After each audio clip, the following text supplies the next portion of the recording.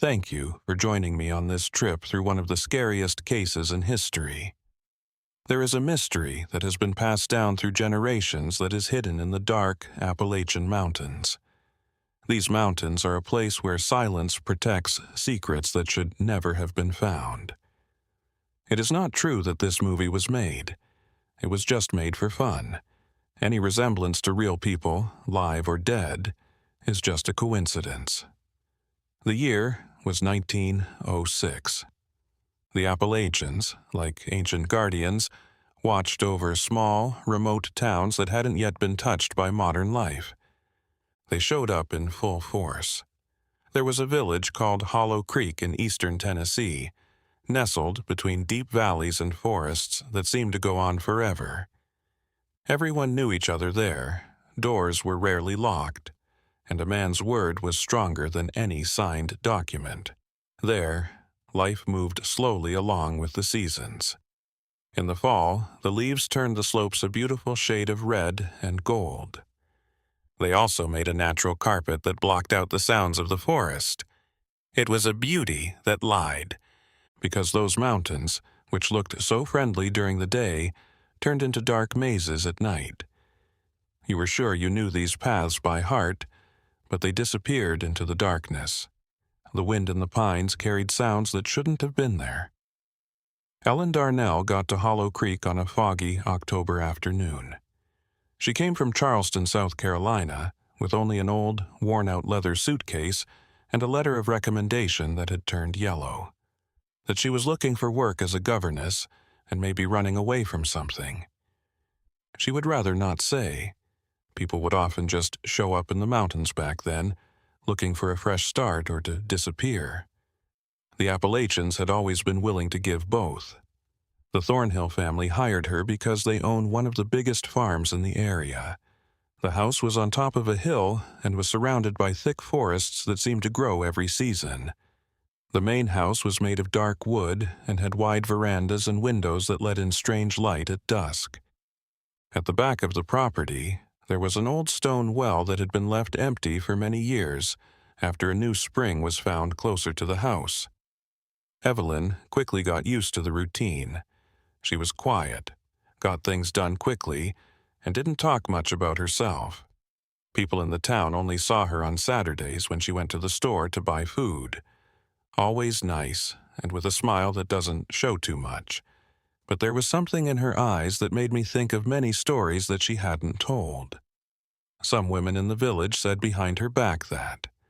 Her eyes were always on the ground, as if she thought something or someone would find her.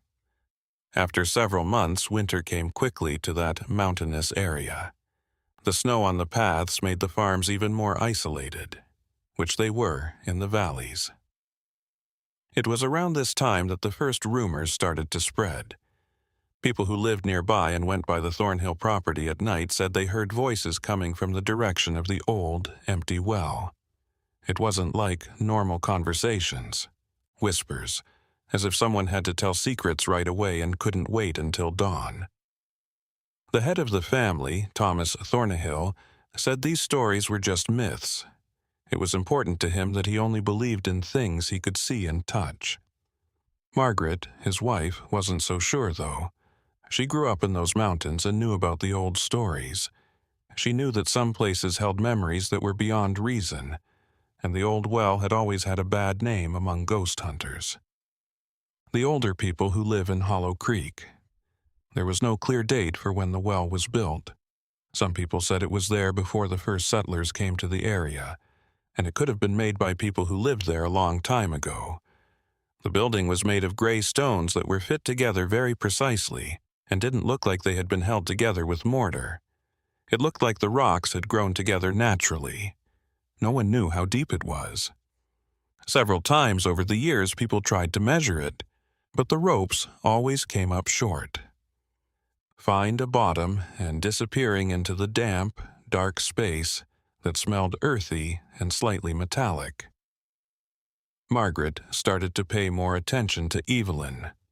As dusk fell, she saw that the housekeeper was always walking to the back of the house, always in the direction of the well. She would stand there, as still as a statue, staring into that dark hole in the ground for a long time. Evelyn would only smile and say that she liked how quiet that corner was, and how it helped her to think. But Margaret didn't hear silence when she got close to that spot. There was something different about the air that made it seem denser and harder to breathe. The trees around the well turned crooked and leaned away from it as if they didn't want to be close to it.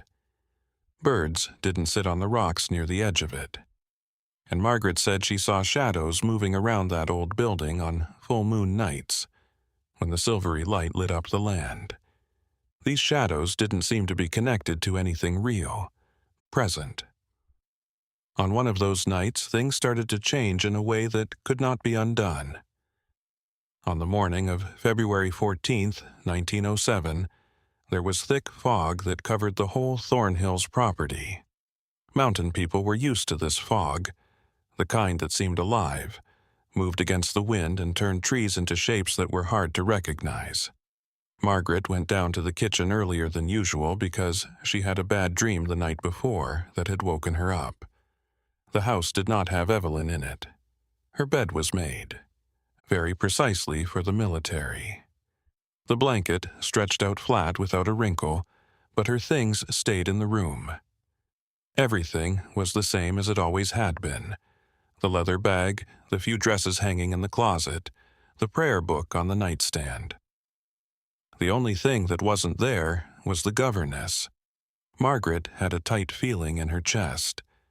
This is a dark feeling that mountain women are taught to never ignore.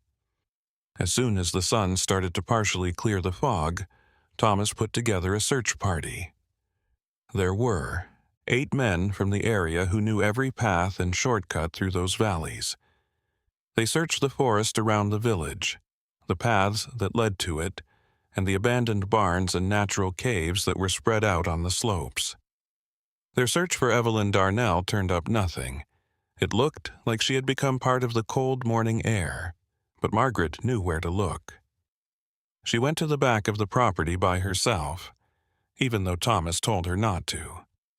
There, the old well was hidden by a circle of twisted trees.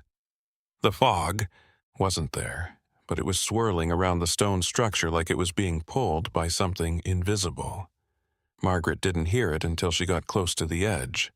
The voice came from deep in the well and was weak and far away. It had a strange quality that made the hairs on your arms stand on end. Even though the words weren't clear, there was a rhythm to the sounds that made me think of talking. Margaret instinctively pulled away, and her heart was racing. She ran back to get the men. When the search team got to the well, the noise was no longer there. Thomas lowered a lamp that was attached to a rope. He watched as the light went down meter by meter until it was only a dim point in the total darkness. They pulled the rope back up because it was over 50 meters long and still hadn't reached the bottom. What they saw hanging next to the lamp made them stay quiet. A dark substance that wasn't mud was soaked into and covering a blue silk scarf. She owned the fabric, Evelyn. Margaret recognized right away. It was on her. The Sunday before at Mass in the village's small wooden chapel. But how did it get to the bottom of a well that no one had been in for years? After the event, Thomas wanted to immediately seal the well, put thick planks over it, and forget about it. Other men in the search, though, had different ideas. One of them was Jonas Whitmore, who used to work as a miner in Virginia and now lives in Hollow Creek. He offered to go down, with ropes around him and gear on board, with flashlights determined to find out what was really inside that old building. The journey began the next morning, with half the village gathered around the well. Jonas walked down the stone walls slowly, his lantern casting flickering circles of light on them. People who were there could hear his heavy breathing echoing from the bottom, along with shouts that they couldn't make out. He went down for more than an hour, which was much longer than any previous measurement had suggested. Possible. When they finally got Jonas back to the surface, he was cold and shaking, even though he was known for always being brave. He wouldn't say anything right away, asked for water, and sat on the edge of the well for a long time before he could explain what he had seen. His words were cautious and well chosen, but the fear in his eyes said a lot more than what he dared to say. He said there were tunnels, not just one vertical shaft, but a whole system of passages that led in different directions. Some looked like they were dug out by people, while others looked like they were natural formations that were made bigger for a reason. Markings, symbols Jonas couldn't figure out, were carved into the walls with such depth and accuracy that they looked like they were made with special tools. And there were personal items scattered in niches carved into the sides. These items looked like they were decades or even centuries old. What Jonas heard, not what he saw, was the most scary thing. As he went deeper, he heard sounds coming from the depths that stretched too far for his light to reach. He insisted that it was footsteps, the clear echo of someone walking through stone tunnels, and voices, many voices talking in low tones that mixed with the sound of water running down the walls all the time.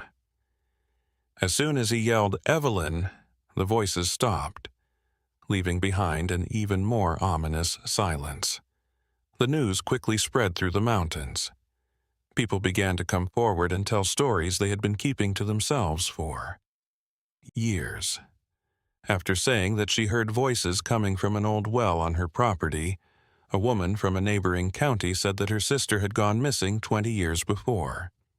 A merchant talked about records he had found in the local church archives that talked about people going missing for no apparent reason for generations, and how they were always linked to old stone buildings spread out in the mountains. Margaret started having bad dreams. Evelyn, walking through the tunnels with a candle that never went out, was in her dream, following sounds that called her name. In her dream, the well opened up like a mouth and swallowed the whole house at night. She would wake up sweating because she was sure she could hear footsteps downstairs, the sound of familiar feet stomping on the floorboards. Then, on the third night after Jonas fell, something very strange took place. Thomas was on the porch with his pipe before going to bed when someone called his name.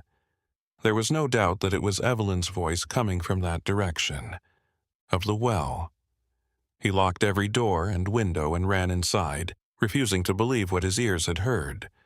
But the call kept coming in every night after dark, and it was always the same woman's voice that everyone on the property knew. After that, the Thornhill estate became a place of silent fear over the next few weeks. Thomas hired carpenters from 3 different counties to cover the well with a heavy roof made of oak planks that were more than 10 centimeters thick and were nailed together and reinforced with iron bars. But the wood seemed to rot quickly in that spot, as if something in the ground itself sped up the process. Margaret began writing down every detail of what was happening. She carefully wrote down every strange sound. She felt that presence all the time. It seemed to be everywhere on the property. Her notes showed a troubling pattern. The strange things happened more often on nights with a new moon, when it was completely dark. At those times, that voice could be heard calling not only for Thomas, but with different names, some that nobody in the house knew. A blessing was to be done on the property by Reverend Samuel Blackwood from the Hollow Creek Chapel. He had a strong faith and had worked with mountain communities for more than 30 years. He thought he had seen everything this remote area had to offer. He came with his old Bible and a vial of holy water in a glass. He was determined to make things better for that family who was having a hard time. The Reverend hesitated as he walked up to the covered well, though. Something was there. There was something about that place that made him question his beliefs. It had a sense of history that went beyond any religious teaching he knew. With that said, he continued to pray, spraying holy water around the building and chanting psalms in a loud voice. There was something that happened during this ritual that really scared him. The planks that were covering the well started to slowly shake, making a low sound that seemed to be felt in people's bones. The voice then came through clearly as if it were right next to them. That wasn't all it did this time. It switched between voices, men's and women's, young and old. As if more than one person were speaking at the same time from the depths, the Reverend jumped back and dropped the holy water flask, which broke on the stones. He then admitted that he didn't understand what was going on. Miner Jonas Whitmore, who had gone down into the shaft, started to look into things on his own. He went to libraries in nearby counties and looked through dusty old town hall archives, and talked to older people who still remembered things their grandparents had told them. What he found painted a picture that got worse and worse. The stone pits that were spread out in the Appalachians were made by people who lived there long before Europeans came. In the diaries of explorers in the 18th century, there were vague references to stone structures that native people carefully avoided. They called them portals or passages to places where living things should not go. There were some writings that said these structures were. There were points of convergence, or places where the line between different states of being got dangerously thin. Stranger still were the records of people who went missing. He read about it in old newspapers, the minutes of county meetings, and letters kept in family trunks.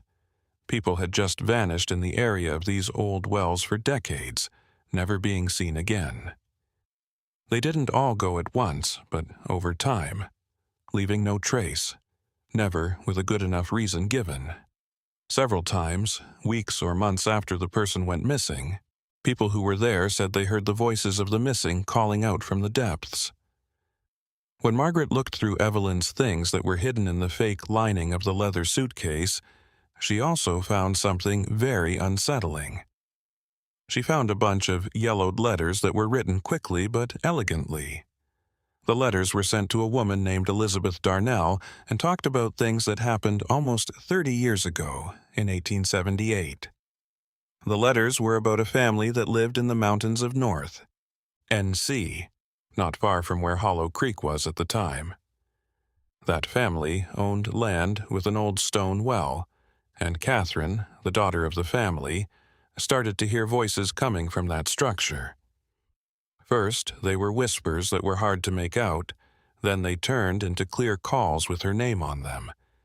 The girl became crazy about the well and would sit on the edge of it for hours, staring into the void. After that, she just disappeared one October night. It was impossible to miss the connection to Evelyn's case. Mary Ann realized there was a pattern, a repetition that wasn't just a coincidence. The dates on the letters showed something even scarier. The disappearances seemed to happen in cycles that are spaced about 29 years apart. If that was the case, the next cycle was about to start. Thomas tried to keep things normal, but the stress got to him. That part of the property became off limits to him, and he told the farm workers to do the same. But the voices kept going, and they could now be heard from. When it's really quiet at night, stay inside the house. They were full conversations, dialogues between more than one person or thing, talking about things in a language that was a mix of Old English and words that no one knew.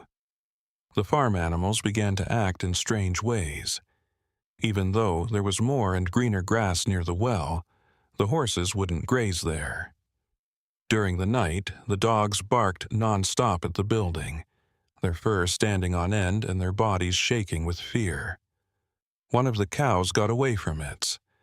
It was put in a cage and found dead the next day, right on the boards that covered the well. There were no signs of trauma that could explain how it died. Margaret talked Thomas into getting help from professionals. They called a geology professor at Tennessee's Knoxville University in the hopes that a scientific explanation would help.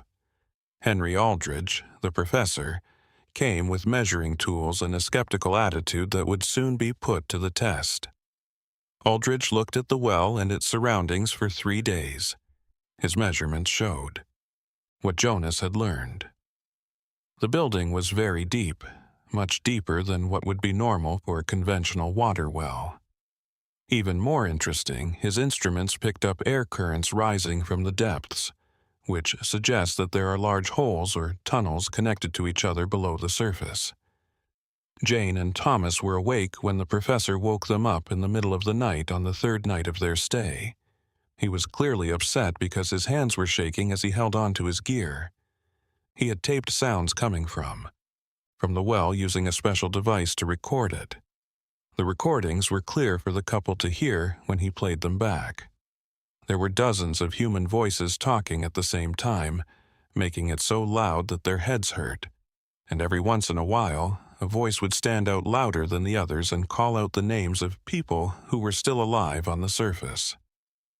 The next morning, the professor left, taking his recordings with him and saying he would talk about them with his co-workers. Margaret saw, though, that he looked happy to be leaving that place, and she could see fear in his eyes, fear of finding out things that shouldn't be known.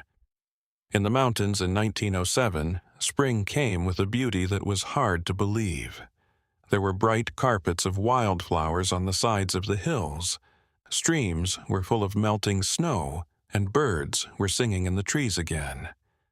On the Thornhill estate, however, the change of seasons made the contrast even starker. While life grew all around, the corner, the area where the well used to be empty, a dark spot of land where nothing grew and the air always felt colder and denser. Margaret had become the unofficial recorder of that mystery that was getting bigger. On page after page of her diary, she wrote down her thoughts and observations, drawing the symbols Jonas had told her were on the underground walls, and trying to figure out how the sounds coming from below could be mapped. She started to think that those things were caused by intelligence, a way of doing things that made her think of purpose and intention. The sounds, they weren't calling out at random. They seemed to know personal things about the people they talked about, like references to past events that only close family members would know.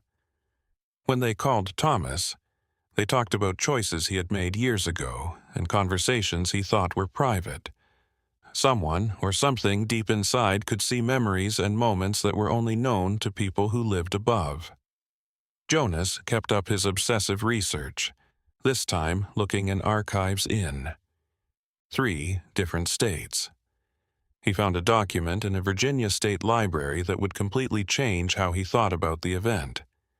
That account was written in 1794 by a surveyor who talked about mapping land in the mountains for the new government. The surveyor, whose name was only written down as J. Morrison had come across a number of these stone wells while working. In his story, he talked about how the native guides who were with him refused to go near these structures, warning him about stories their people told him about the past.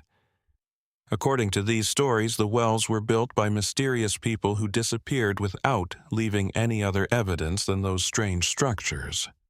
They were built before the natives came to the area. Even more interesting, Morrison wrote that he heard sounds coming from one of these wells. He talked about voices calling him into the forest at night that sounded just like his traveling companions. Only the strong action of his guides stopped him from answering those calls. In his notes, the surveyor wrote something very upsetting. They knew things about his life that he had never told anyone else. He kept secrets inside his heart only. The situation on the Thornhill estate was getting very bad back in Hollow Creek. Thomas had lost weight, wasn't sleeping well, and was starting to show signs of being very tired. He told Margaret that the voices were following him now, even when he went to towns far away. On A, he heard his name being whispered in an empty hotel room while on a business trip to Knoxville. He also felt that familiar presence that he had only felt near the well. Margaret chose to do something that would change the way her research went. She wrote letters to all the families whose names were in the records Jonas had found, and whose loved ones had died in similar ways. It's likely that many people didn't answer because they wanted to forget about the painful memories. But some did answer, and the stories they told were eerily similar. A woman named Sarah Clemens, who lived in Madison County, North Carolina, wrote a 9-page letter about how her husband went missing in 1882. His property had an old well that he started to hear voices from. The voices he thought were those of his dead father. The man was skeptical at first, but over time he became sure that those calls were real. He said he would finally get what his dad was trying to say. One night he left home. He was not seen again. Another story came from an old person. A man in eastern Tennessee told of his sister, who went missing in 1869. It became a habit for her to talk to the well on their farm, answering voices that only she could clearly hear. Her family tried to keep her away and even put locks on her room at night. But when they woke up one morning, the room was empty, the window was open, and there were marks in the ground that led straight to the well. There was only one of her shoes on a ledge inside, a few feet down. Margaret started to see a pattern. Part of all of these accounts. The voices were never dangerous. On the contrary, they were alluring, promising revelations and answers to the people who were listening. They didn't tell, they asked. Some people seemed to be unable to say no to this invitation. It was as if it touched on a deep part of the human mind that normally stayed out of reach. The desire to understand mysteries. Finally, Professor Aldridge sent a letter from Knoxville. His letter was careful, full of scientific qualifiers and admissions of doubt, but his main point was easy to understand. Normal explanations didn't fit the recordings he made.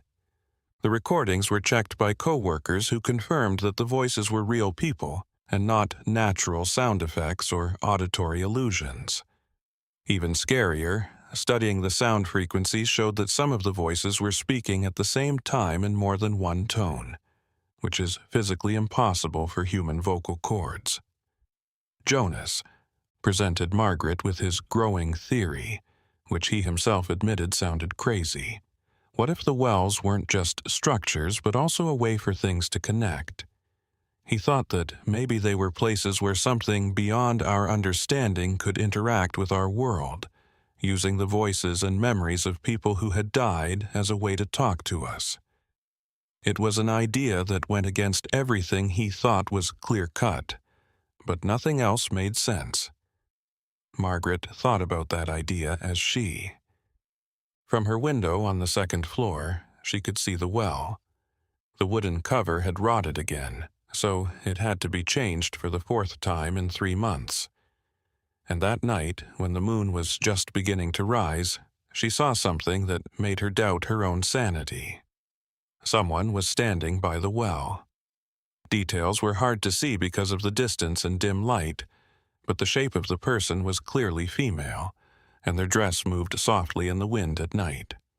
For several minutes, the figure did not move, looking into the well before just disappearing. It didn't run away. Behind the trees, it didn't move. It was like a candle going out. It just stopped being there. Margaret rushed downstairs and woke up Thomas on the way. With lanterns in hand, they all went to the well together. No one was there. There are no tracks in the wet ground around the building. There was something new, though. They found a blue silk scarf on the boards over the well that was exactly the same as the one they had found in the lamp months before. And it was dry as hell. Thomas wanted to leave the house, sell everything, and start over somewhere far from those scary mountains because there were no signs of the dampness that should cover anything left out overnight. Margaret knew it wouldn't be that easy, though. From the letters she got, it was clear that some of the people who had run away were still hearing the voices, even hundreds of miles away. When that phenomenon was first seen, something made a connection that couldn't be broken by physical means alone, far away. They really needed answers, not a way out. These answers were hidden deep in that old well, in tunnels that had been dug by people who were not known for reasons that were still unknown. In the summer, the mountains were oppressively hot and humid. The air felt like it was full of water, and it was hard to move. On the Thornhill property, the heat made the suffocating feeling that was already there even worse. Janet saw that the temperature around the well kept going down, as if something deep down was sending out a cold that didn't follow the rules of physics. Jonas put together a small group of unofficial researchers. They were men and women from nearby towns who had their own experiences with the old wells that were spread out across the Appalachians. They got together once a week at the Hollow Creek Chapel to talk about their findings and try to get a better picture of this strange event that seemed to be happening all over the mountainous area. One of the most helpful people there was Abigail Thorne was a woman who had grown up in the mountains of Virginia and carried with her stories that had been told for generations. She talked about old customs where grandparents would warn grandchildren about dangerous places to stay away from.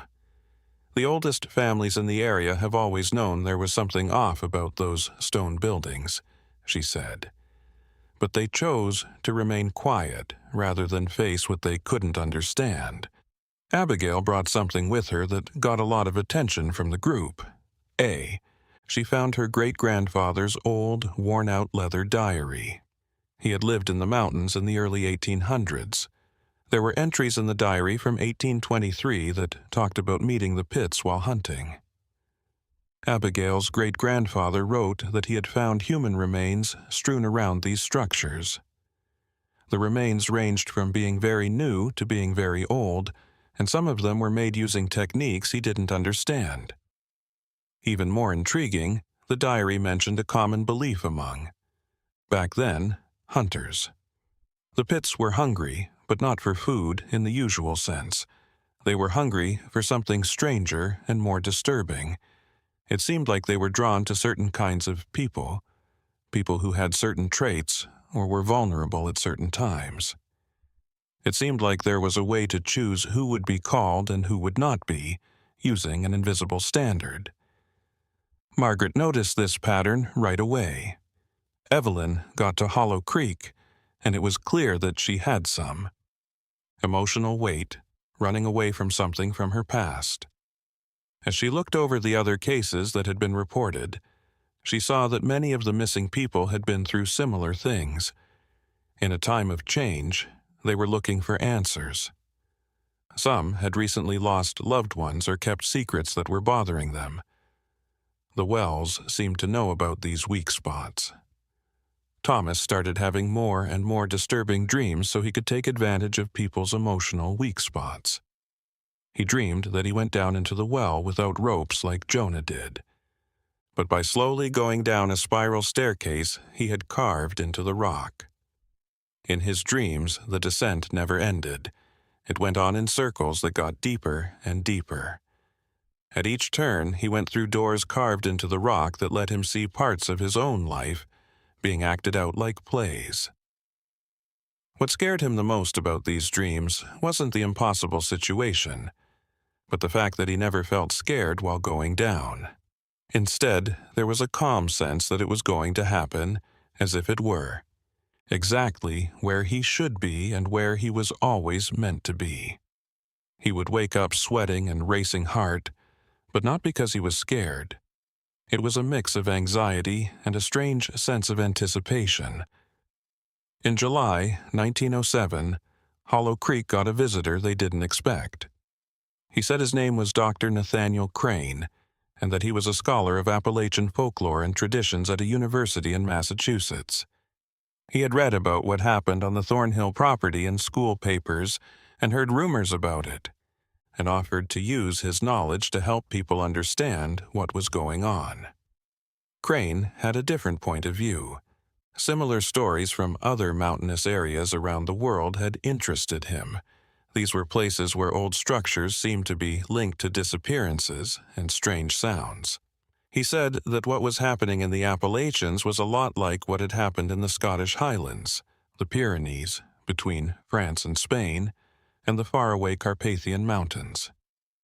His idea was that certain geological formations and structures built by humans could work together to make conditions that changed how people thought and behaved.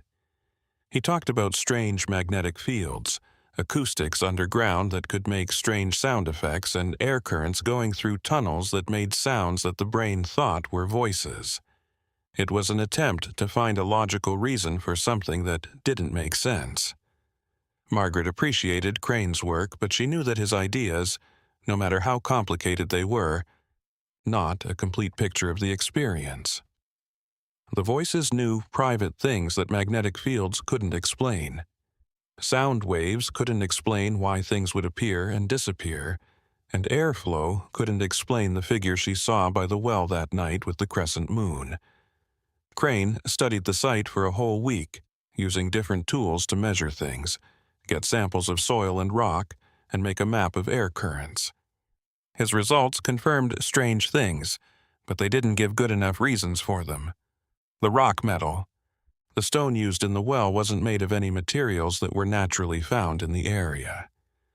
The building showed engineering skills that were too advanced for the people who lived in that area hundreds of years ago. In his last night in Hollow Creek, Crane had an experience that made him question his faith in science.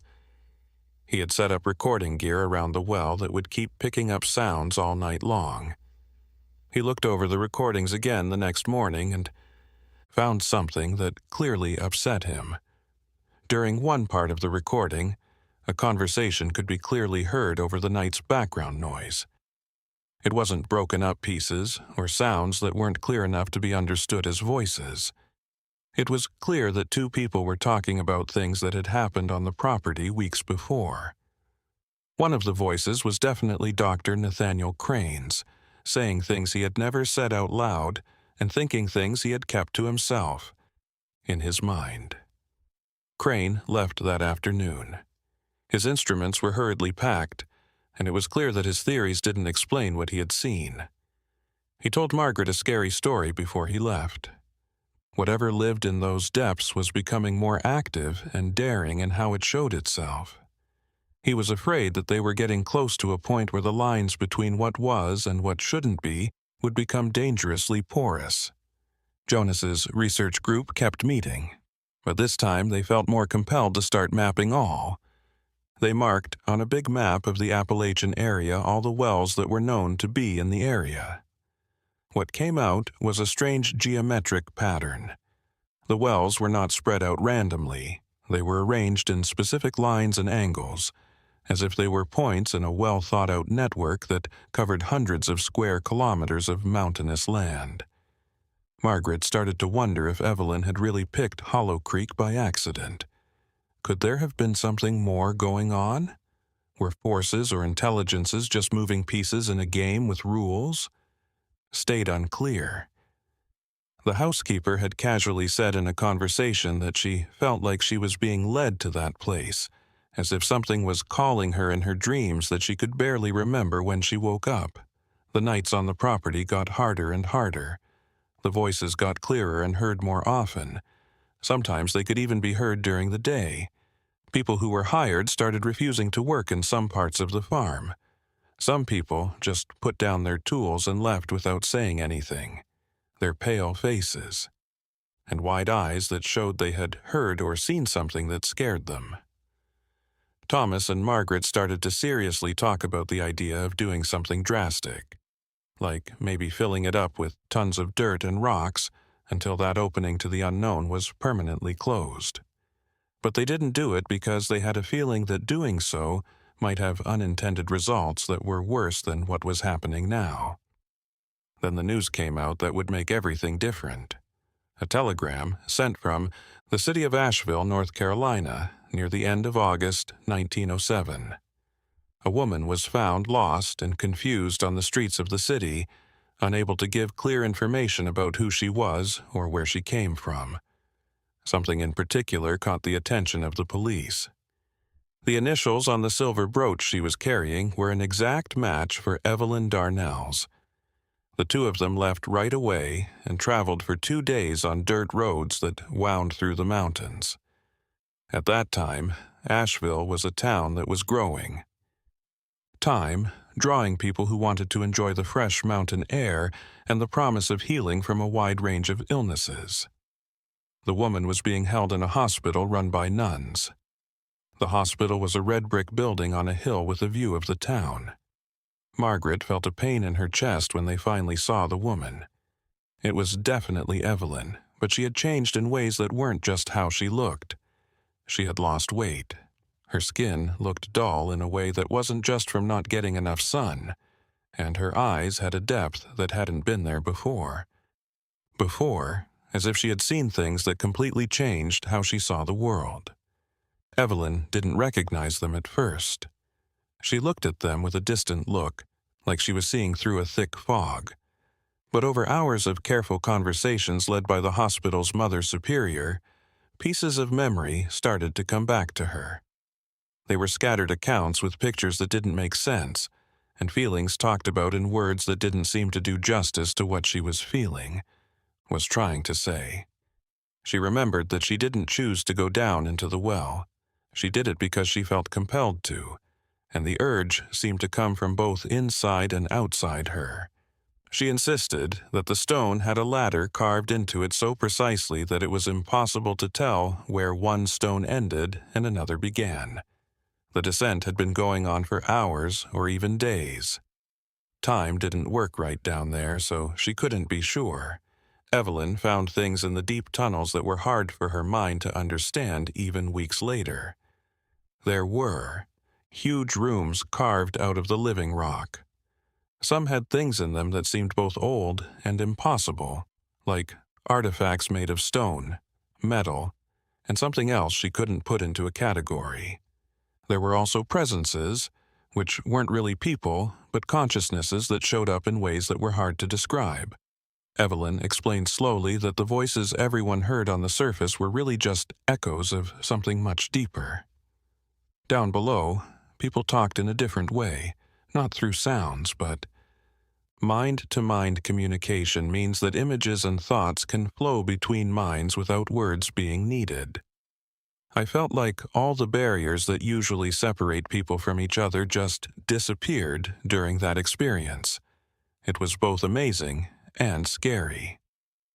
Margaret carefully asked how she got to and from Asheville and how she had left. Evelyn didn't say anything for a long time before she did.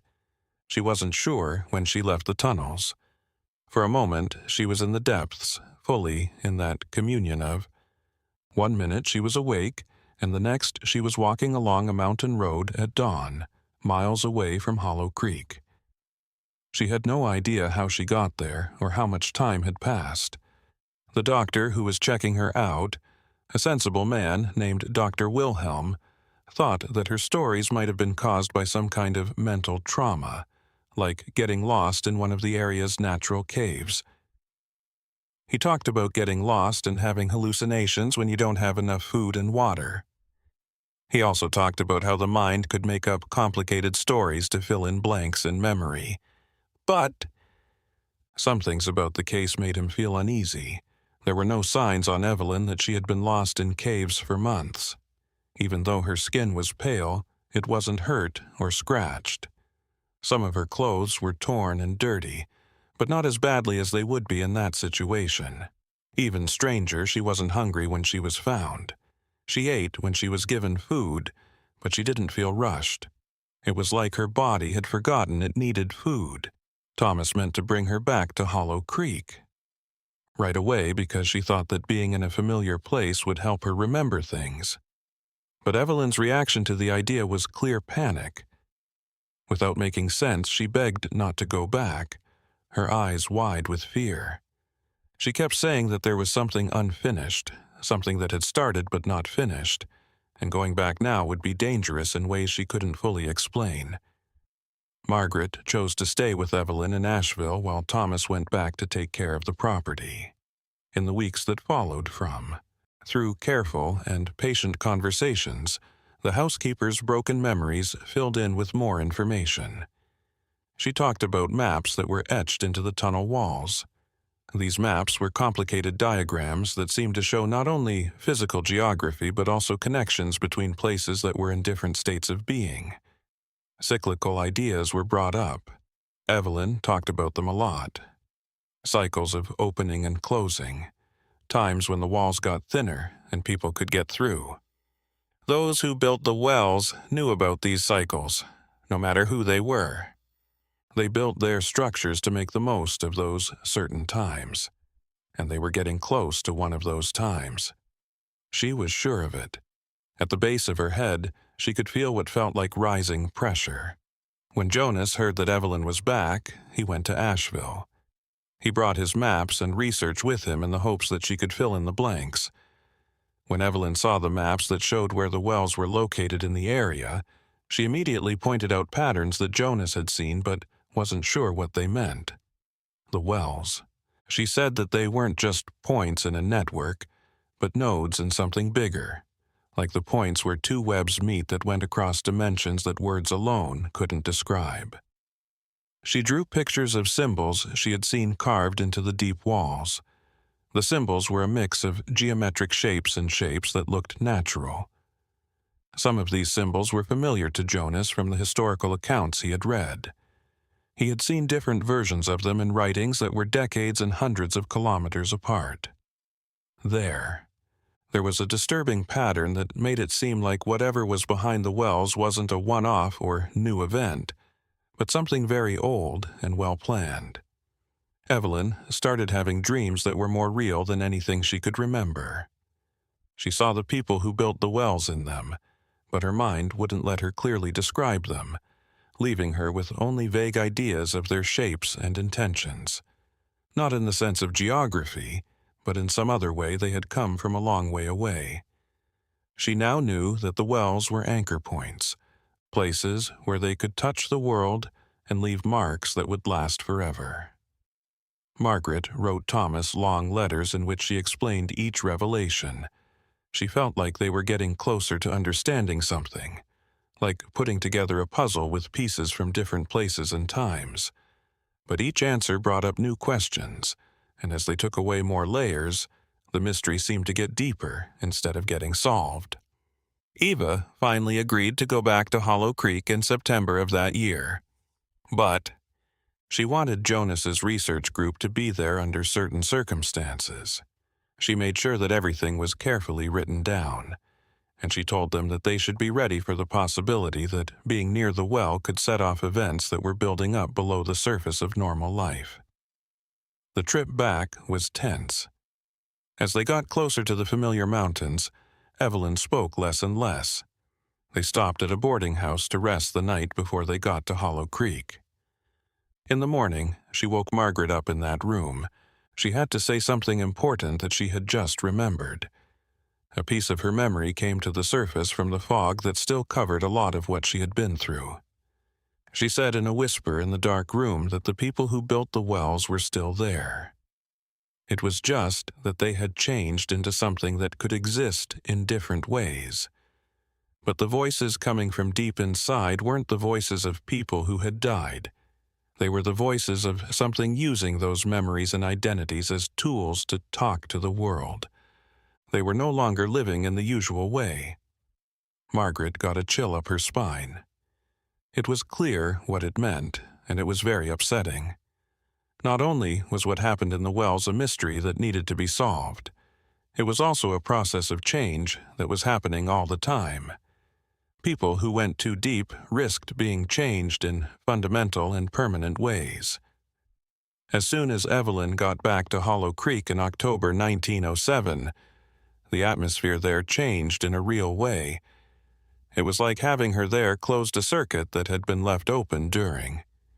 In her absence, connections that had been dormant were reactivated. The voices from the well stopped completely the first night after she got there. There was a strange silence that was scarier than the constant calls. Jonas had gotten his research group together at the Thornhill House, which was then used as a makeshift study center. There were maps on every surface that could be found. A lot of old papers were put together by date and location, and measuring tools were placed in strategic places around the... Okay, there was a false sense of safety in the crowd, as if the numbers could somehow keep them safe from the unknown. For the first few days, Kevlin did nothing but watch the well from a safe distance, like a cautious animal checking out a place that had become strange. Margaret noticed that she started doing the same things over and over again, like taking the same path and stopping at the same spots, as if she were following an unspoken rule that only she knew about. Understand. An old woman named Abigail Thorne, who knew a lot about old traditions, said that Evelyn might have been reacting to something instinctual, like a lesson she had learned in the depths. Some of her people had special sensitivities that let them see things that other people couldn't see after being in close contact with places of power. She told stories about them. Thomas had a lot of different feelings. He felt better when Evelyn came back, but also very upset about the changes in her. There was something more fundamental that had changed than just how she looked or behaved. She seemed a little out of sync with the rest of the world, like a part of her was still linked to those deep tunnels and the communion of consciousness she had felt. When Evelyn finally agreed to talk more about what she had found in the depths, it was at a meeting of the research group. Her story was broken up, jumping from one event to the next without following a linear order of events. Bit by bit, though, a picture started to take shape. No one had ever thought that the tunnels would go so far.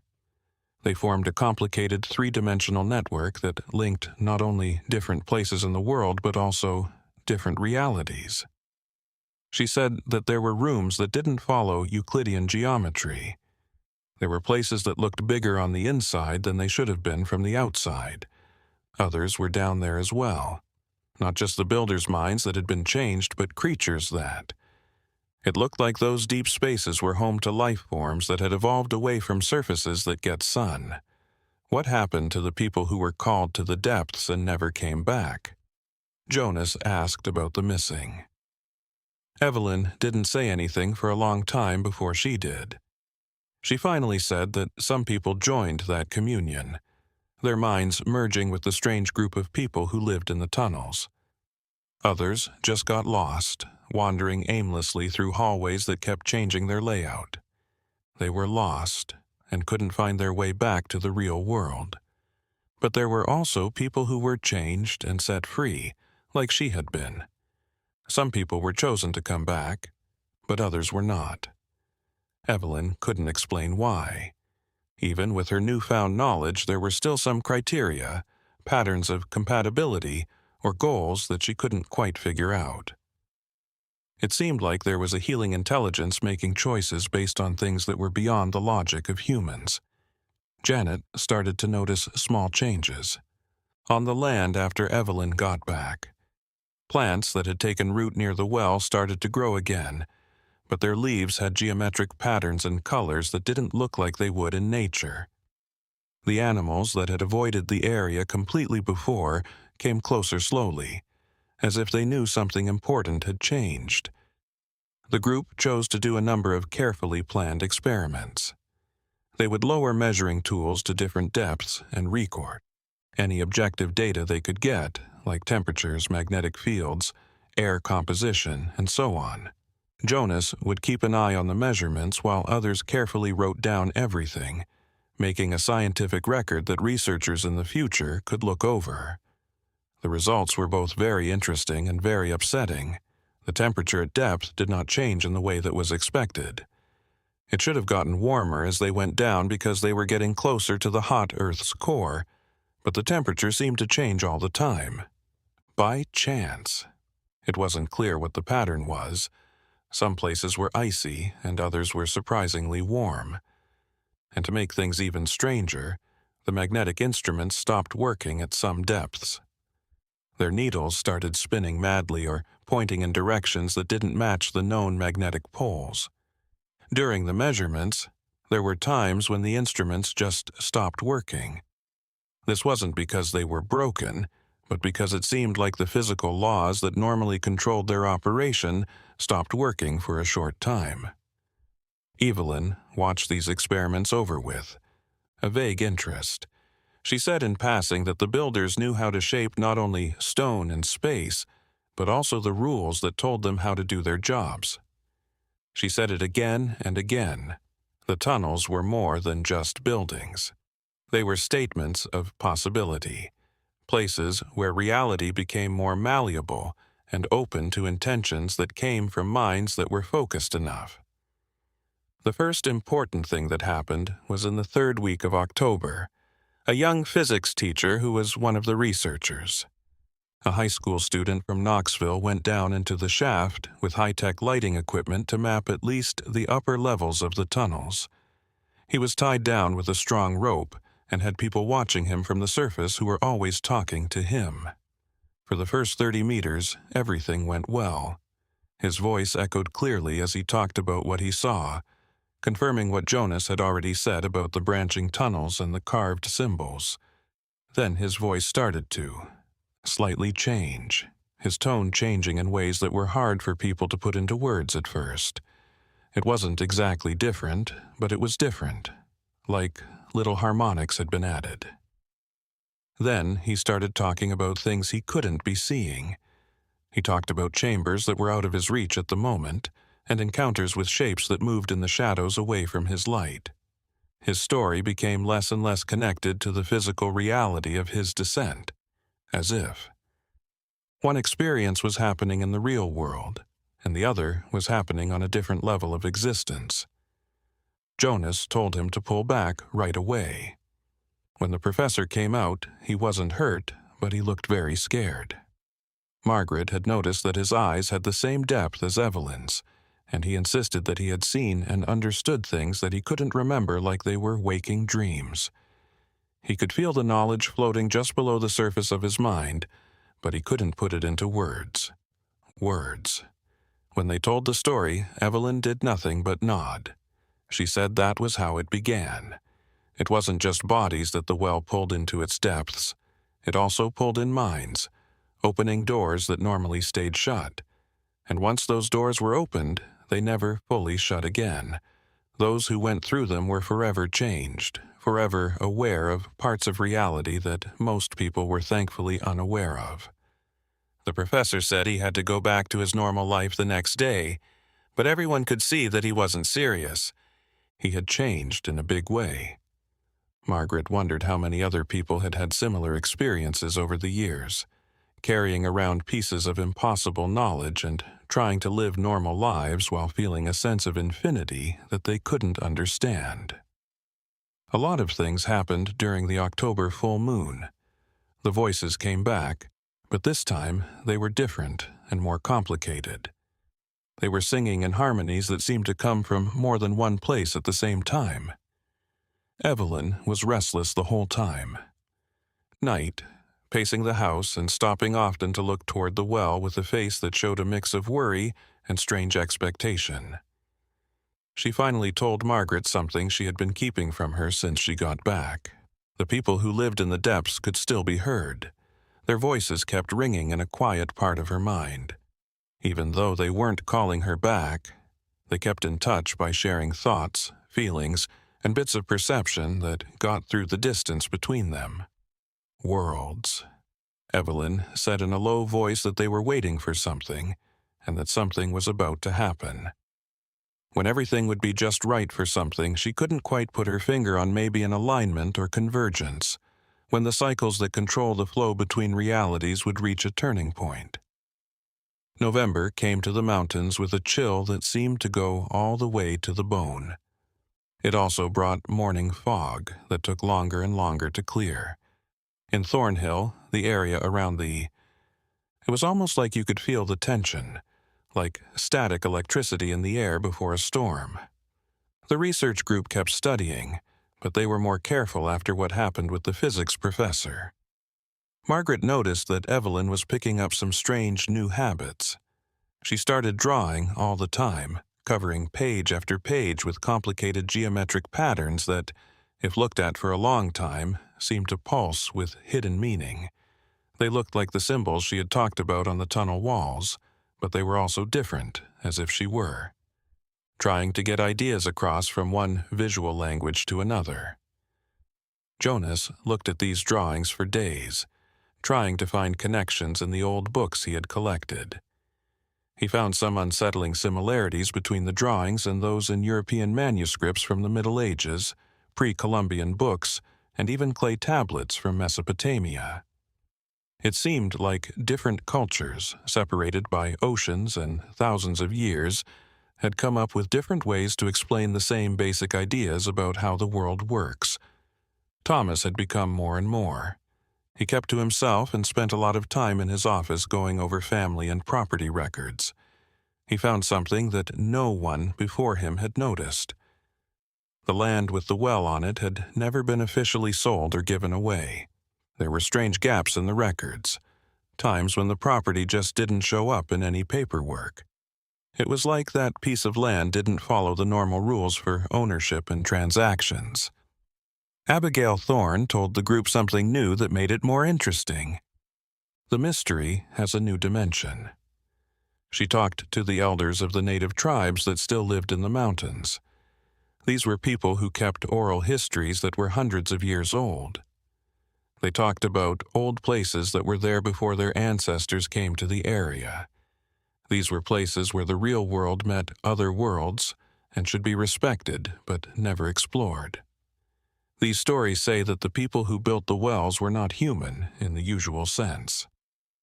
They were old things, something that walked the earth when it was new and young. They learned how to move not only through space, but also through the many layers of reality that were there, stacked on top of each other like pages in an endless book. The wells were markers that they left behind, showing where roots connected points in all of these different dimensions. On a very cold night in the middle of November, the group saw something that couldn't be explained logically. All of them were in the main room of. They were in the house talking about what they had found recently when the flashlight's light started flickering in a strange way. It wasn't like the fuel was running out. The light seemed to be being pulled in different directions. Evelyn stiffened up all of a sudden, her eyes fixed on an area in the air that everyone else thought was empty. She began to talk about what she saw. There is a hole appearing in the fabric of space that lets in glimpses of places that shouldn't be there. Tunnels going in directions they weren't supposed to go. Not in the north, south, east, or west, but somewhere else. There were rooms with light that didn't come from anywhere and shapes and figures that her mind wouldn't fully process moving through these impossible spaces.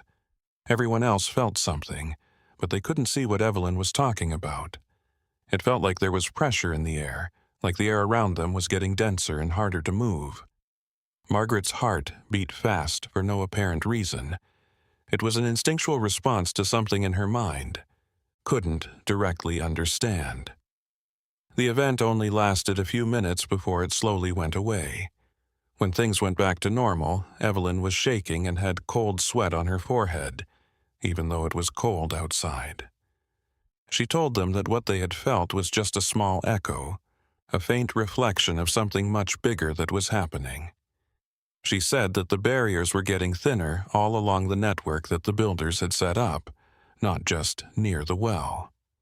Jonas talked to his astronomical records, looking for alignments of the stars or other natural events that might have something to do with the increased activity. He found out that they were getting close to a very rare planetary conjunction, which only happens a few times every few decades. But what was even more important was that his research into the past showed that some of the best-known disappearances happened during times when the stars were aligned in the same way. The group started to really talk about what they should do with what they had learned. Some thought they should let the authorities get everyone out of the areas near the known wells and take precautions across the whole region. Others said that taking such action would only make people scared and not solve the real problem. Some, like Evelyn, said they might not be able to do anything but watch and write down what they saw because the forces at play were too strong for people to change. Margaret organized all the papers they had gathered, making detailed records that could be kept for. For future generations, she deeply believed that it was important that the knowledge not be lost, no matter what. One day, someone in the future might fully understand what they had only seen, might have the tools and points of view needed to fully understand the wells. Late in November, something new happened that made the situation even more important. People from communities spread out across the mountainous area started reporting having the same dreams. They weren't really nightmares, but they were scary visions of. There were tunnels under the ground, voices calling out, and a feeling of being pulled down through layers of rock and dirt. There was too much consistency in the accounts for it to be a coincidence. This meant that something was reaching more than just the people who lived near the wells. Evelyn started to have trouble telling the difference between what she saw and what was real. She saw constant overlays, or different versions of reality that were happening at the same time in the same space. The house at Thornhill might look strong and normal. One moment she could see through it to tunnels below. The next, she could see energy currents flowing through patterns that linked all the wells in a network that pulsed. Thomas began to wonder if he was crazy. He was also having the dreams. He saw endless distances and rooms full of information that would answer all the questions he had ever had. The temptation was so strong that he almost couldn't resist it. It spoke to him deeply. Only. He was determined to stay away from the pit because Margaret and the others were always there with him. Jonas found one more important thing in his files. He found a link to an event that happened in 1849 during a similar alignment of the planets to the one that is happening now. Over the course of 3 weeks, many more people went missing than usual in the Appalachian Mountains, and witnesses said they saw strange things. In the forests, there were lights and sounds that seemed to come from below the ground, feeling like something important was shifting. After that time, the disappearances stopped all of a sudden, and things returned to normal in the area. But Jonas saw something strange in the records that came after. Many people who lived through that time said their perception had changed permanently. They could sense things that other people couldn't, and they kept having dreams about places they couldn't name. It seemed like the experience had changed everyone in the area in a small way. The group came to an unwilling agreement. During the alignment period, they would stay on the Thornhill property and write down everything that happened. Their role wasn't something they wanted, but something they had to do. There had to be a witness. It had to be recorded by someone, even if they couldn't stop or change what was happening. Margaret wrote long letters to relatives who lived far away. These letters would only be sent if something bad happened to the group. In them, she wrote down everything they had found and all the patterns they had seen. Picked out. The letters mixed scientific information with personal thoughts. They tried to convey not only facts but also the feeling of being on the edge of what is known and what is unknown.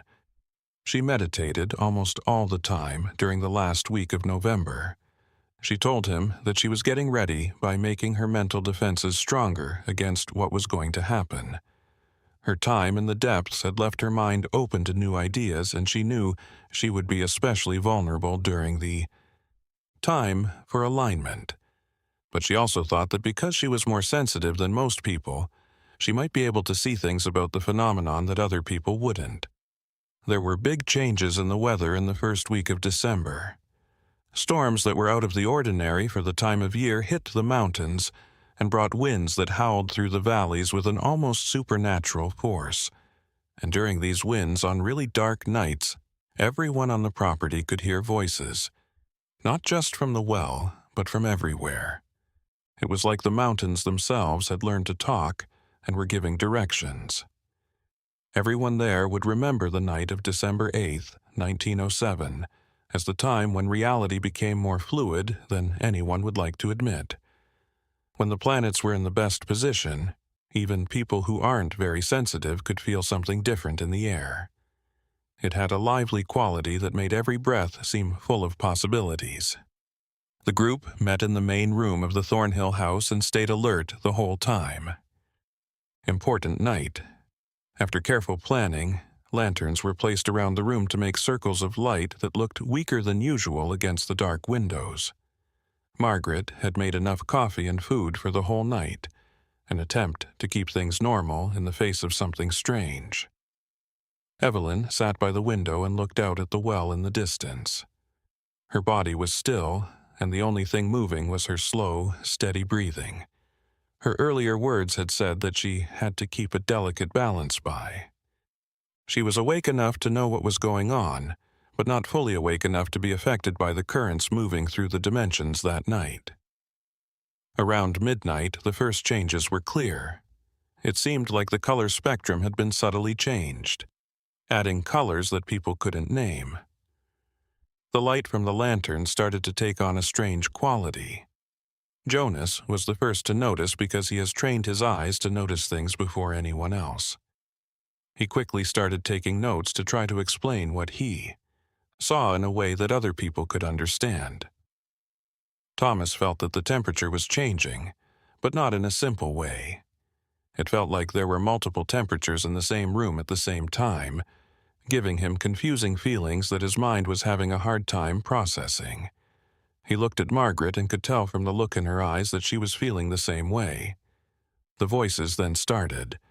This time, they didn't come from the well. Instead, they came from everywhere at once, like the house's walls had come down, gained the ability to talk. There were many voices that merged together, making a complicated harmony that was almost sound, but also something more direct, something that resonated not in the ears but directly in the mind. As Evelyn fully opened her eyes, those who were there could see that her pupils had grown so big that they almost covered her irises. She started to talk about what she saw, and her voice was calm but full of urgency. She said that the walls between worlds were temporarily falling down, not disastrously, but like doors opening one after the other in a coordinated pattern.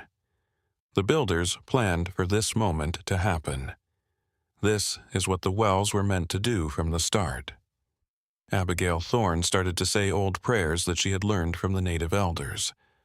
The words were in languages she didn't fully understand, but they were based on hundreds of years of tradition. She wasn't really looking for safety, but rather recognition, a way to show that she understood what was going on and be a conscious human being in the face of a lot stronger forces. Jonas saw that all of his measuring tools had broken down. The compasses were spinning non-stop.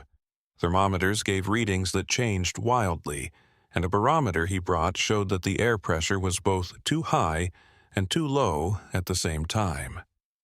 He carefully wrote down everything, following the rules of science, even though each observation called into question basic ideas he thought he knew about physics. Margaret saw things in the shadows between the lanterns as the night went on. There weren't really solid shapes, but there were hints of their presence, as if different kinds of beings were moving through the space the group was in, but they were mostly invisible because they existed in other dimensions. She blinked many times, trying to figure out what was real and what was just a trick of light and nerves, but the presences didn't go away. Evelyn stood up quickly and walked to the middle of the room. She put out her hands as if she were touching invisible walls, drawing the shapes of structures that she was the only one who could see. She talked about tunnels going through the house that weren't carved into the building's material parts, but rather existed in nearby layers of reality that were normally separate. During that night of alignment, these layers piled on top of each other, making spots where the impossible was temporarily possible to reach. Thomas almost couldn't hold back the urge to leave the house, walk to the well, and finally find out what was there. Fear wasn't what stopped him, it was something else. There was a deeper knowing that giving in to that calling would change them in a way that they could never go back from. Margaret tightly held his hand, securing him in the world they both knew, the one with solid surfaces and clear human relationships. At around 3 o'clock in the morning, the event was at its strongest. The room looked like it was in more than one place at the same time. People in the room could see each other normally, but they also saw different parts of the space overlapping. Many levels of reality, stacked like transparencies, with each one showing the same place in a slightly different way. They could see the tunnels that went below, above, and through dimensions that didn't make sense in Euclidean geometry through these layers. They saw the rooms where minds that had been changed lived. Existences are no longer limited to a single physical body. They saw the whole network. The builders set up connecting points all over the world, not just in the Appalachians. A web that covered the whole world and went beyond it. Evelyn started to sing, or make sounds that sounded like singing but had a lot of different meanings.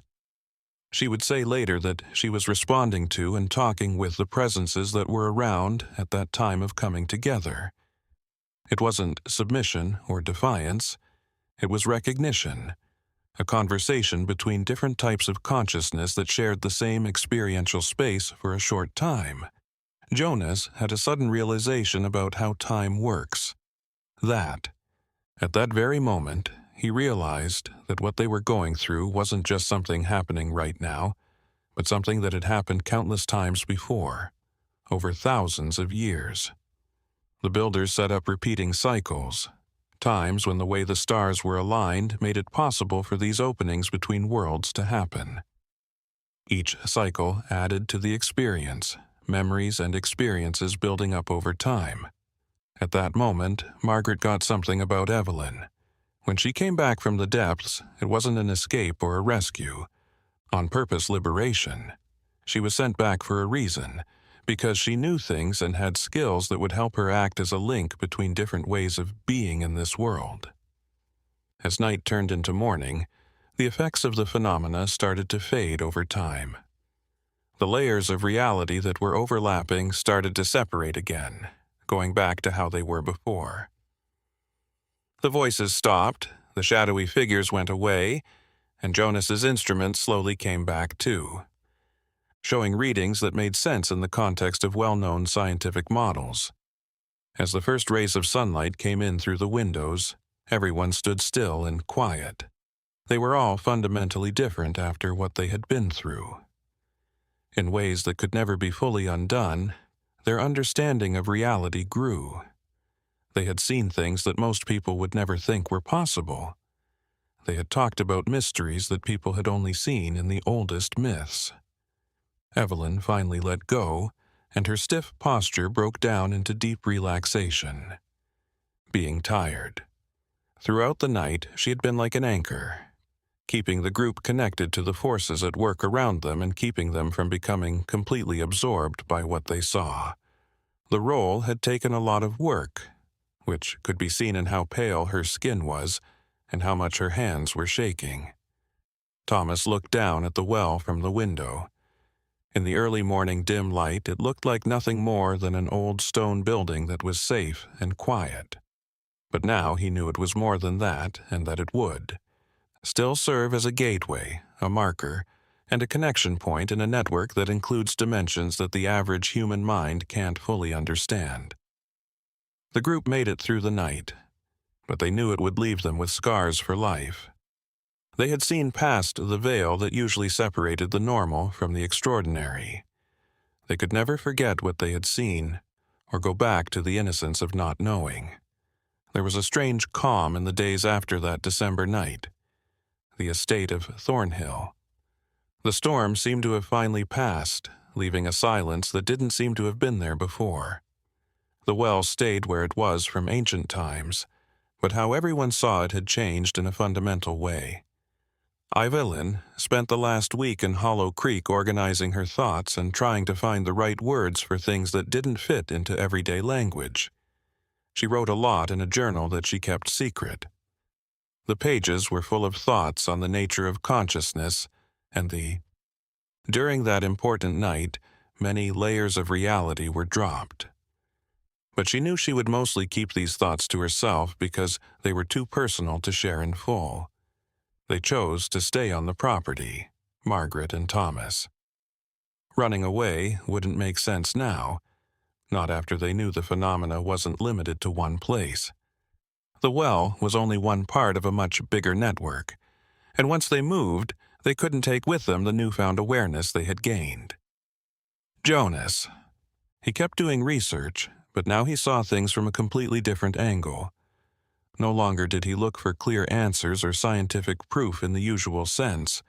Instead, he worked hard to keep detailed records that could help other people who might have similar experiences in the future. These papers were a mix of objective observation and a humble admission of how little people know. The group slowly split up, with each person going back to their own lives but staying in touch by writing to them regularly. They were connected in a way that went beyond friendship because they had both touched something beyond the normal limits of human existence. They were guardians of information that wasn't easy to share and witnesses to mysteries that would remain mostly unsolved. Evelyn left early in the morning in January 1908 with her leather suitcase. She walked along the same dirt road that had brought her there more than a year before. She wasn't the same person anymore, though. With deep understanding, she knew that everything was connected and that there were invisible layers woven into the visible world. She kept to herself about where she was going and what she was going to do, but there was peace in her eyes that hadn't been there before. In the Appalachian Mountains, the seasons kept going through their endless cycle. Spring brought new life. It's very hot in the summer, very colorful in the fall, and very quiet in the winter. Life went on at Thornhill, but there was a quiet awareness of what was going on. That they lived in a unique spot, one of many places where different realities touched each other gently. There was no change to the well. It had been there for hundreds of years and would stay there for hundreds of years more. Margaret would sometimes walk to the edge of it and look into the deep darkness, thinking about everything they had found. These were memories she held dear, not ones she was afraid of. Some mysteries are meant to be partially solved, and she had learned that a certain amount of not knowing was an important part of being human. Thomas thought of a way to get along with the portal being on his land. He stopped seeing it as a threat and instead saw it as a reminder of how big and complicated the universe was in ways that he could never fully understand. This acceptance showed humility by recognizing that people were just a small part of a much bigger picture. Over the years, what happened in Hollow Creek that winter of 1907 became a story that people who lived there still tell. As always happens with retellings, some details were lost or changed. Stories were told from one generation to the next, but the main idea stayed the same. That sense that those old mountains held something mysterious and deep, something that needed respect more than understanding. We carry certain beliefs with us about the way the world works and what is and isn't possible. But there are times, places, and events that make us question these beliefs and make us realize that we might not know as much as we think we do. The mountains keep their secrets safe. With all the patience of stone, waiting for people who are ready to see beyond the surface and question the limits we usually take for granted. The story of Evelyn Darnell and the well in Hollow Creek has been passed down through the years like a whisper. There was a time when people from different worlds came together and left their marks on those who saw it.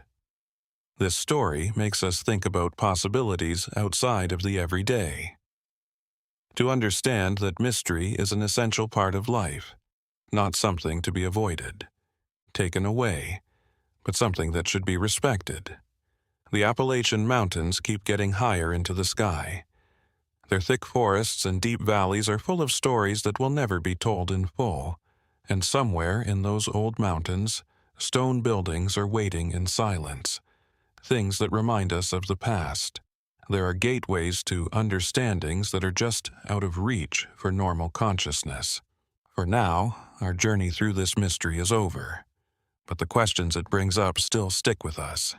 If you liked this journey into the unknown, you might want to subscribe to the channel for more stories that are both familiar and hard to explain.